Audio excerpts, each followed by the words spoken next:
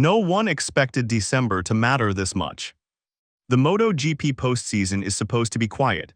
A pause, a reset, a moment where factories breathe, riders disappear, and the paddock collectively exhales after months of relentless pressure.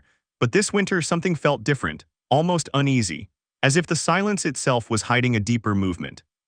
Behind closed doors, while most of the grid was thinking about 2026, one manufacturer was already living in 2027. And they weren't doing it quietly by accident. The winter that wasn't supposed to matter.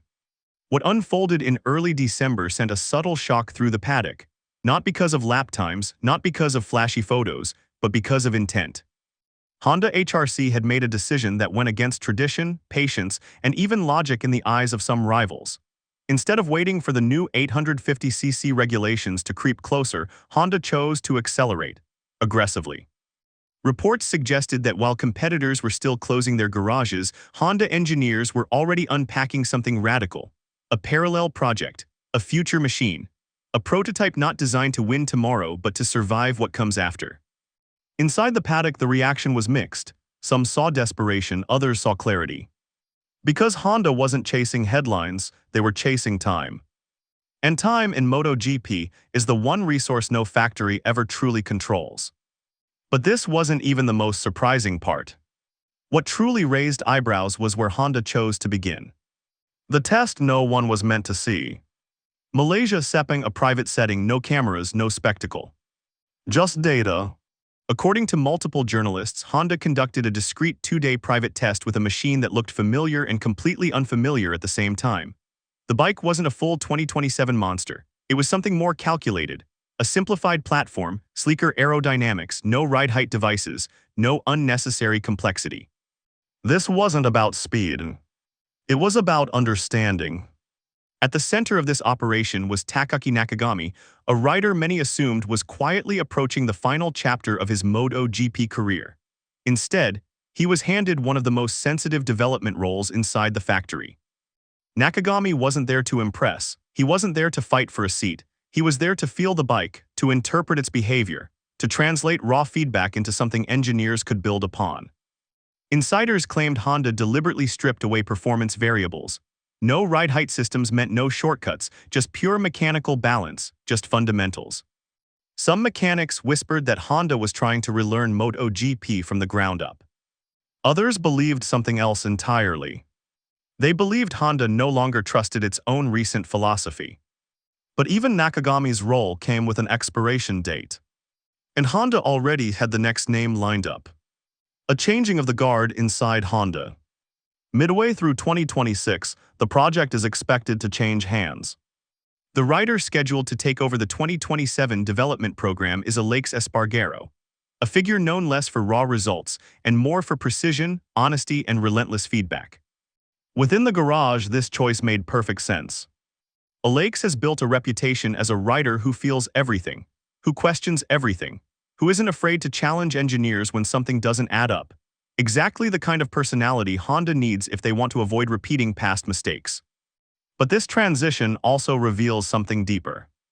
Honda isn't just planning for a new engine formula, they're planning for a cultural reset.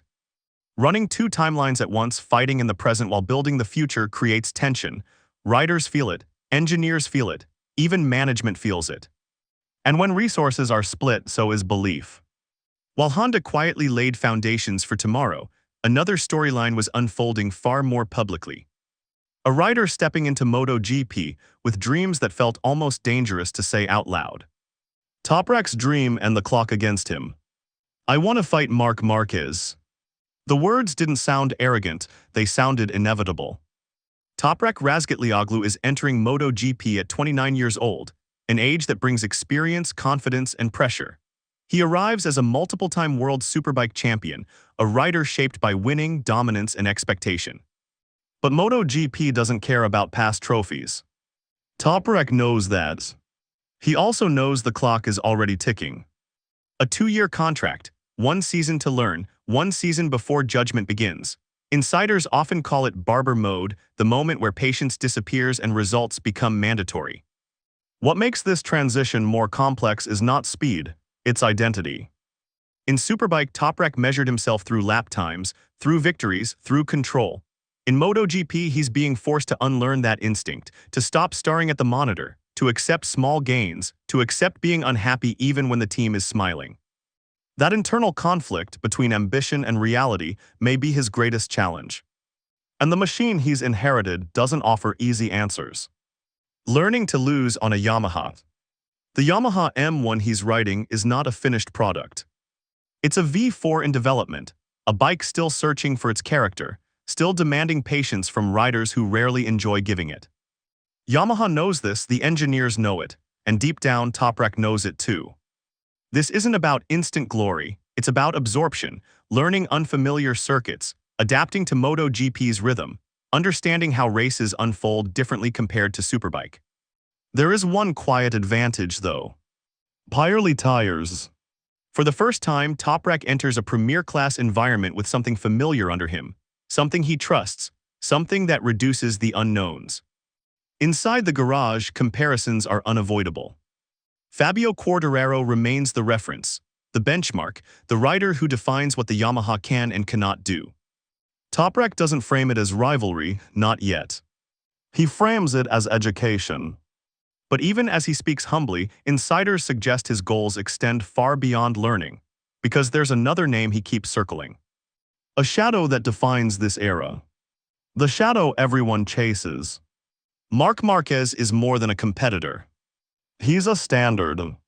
Years of setbacks, difficult recoveries, and technical limitations have failed to erase what he represents. Riders don't just want to beat him for points. They want to beat him for legitimacy. Toprak saying his dream out loud wasn't a coincidence, it was recognition. Because to truly arrive in MotoGP, you must eventually measure yourself against number 93. And there is one man in the paddock who understands this better than anyone. Gigi D'Allegna's quiet verdict. Gigi D'Allegna has seen champions rise, fade, and disappear.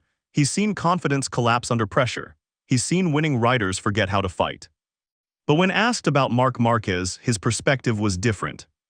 A champion who stops winning gets used to losing, he said, but Marc isn't like that. It wasn't praise, it was diagnosis. Years of uncertainty surrounded Marquez, long absences, pain, a Honda that no longer behaved like the machine that once dominated the grid. Doubt crept in, even among those closest to him. Would he ever ride the same again? Would his aggression return? Could his body withstand MotoGP's brutality? D'Allegna admitted those doubts existed. But 2024 changed everything. With a bike that wasn't the best, Marquez did things others couldn't. He reshaped expectations. He proved that the essence, the instinct, had never left. That's why Ducati didn't just see a rider. Ducati saw an architect. Someone capable of extracting more than data. Someone who could define a direction. Someone who never stopped being a champion, even when results said otherwise. The decision to bring him in wasn't a gamble. It was recognition. Parallel futures converging. Honda is building quietly for 2027, trying to rewrite its own future before it arrives. Toprak is absorbing MotoGP piece by piece, timing his rise with regulation change and personal evolution. Marc Marquez is proving that eras don't always end when people expect them to. 3 paths, 3 philosophies, 1 grid. The next era of MotoGP may not begin with a rulebook change or a dramatic title fight. It may begin in private tests, in quiet decisions, in riders choosing patience over panic. Because by the time the lights go out on the first 850cc race, the outcome might already be in motion. And the paddock once again will realize